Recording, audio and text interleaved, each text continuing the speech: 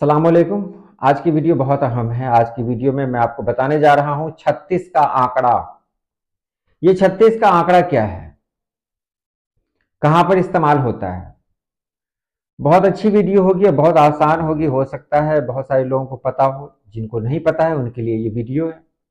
तो चलिए हम वीडियो शुरू करते हैं। हम अक्सर किसी से सुनते हैं कि मेरे और उसके बीच में 36 का आंकड़ा है, या कोई कहता है कि फलां और फलां में 36 का आंकड़ा है। तो आंकड़ा का मतलब हम लोग लेते हैं कि दुश्मनी है, वो दोनों एक दूसरे को देखना पसंद नहीं करते हैं, एक दूसरे से दोनों को नफरत है। तो यही मान लिया जाता है 36 के आंकड़े की। अब अगर बात करें कि आखिर 36 का आंकड़ा ही क्यों हुआ, 37 का, 38 का, 39 का और दूसरे आंकड़े क्यों नहीं हुए, तो यहां इसको जानने के लिए हमें थोड़ी हिंदी भी जाननी होगी।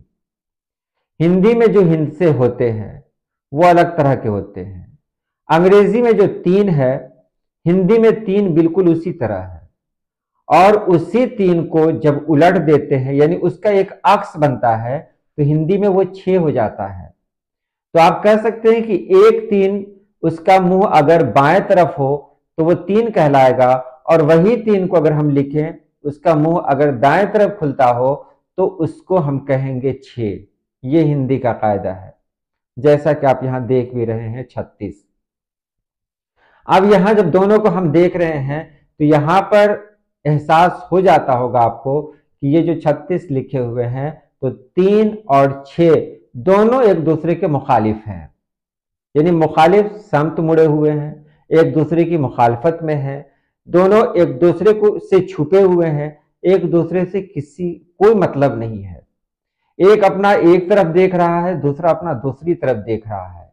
तो यहां 36 का आंकड़ा का मतलब यही हुआ कि एक इंसान 3 की तरह है और दूसरा इंसान 6 की तरह है।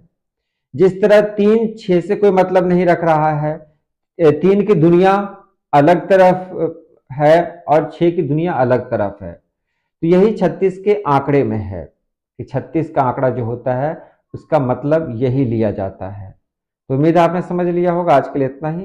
अल्लाह पाक आप सभी लोगों को खुश रखे, आबाद रखे। अल्लाह हाफिज।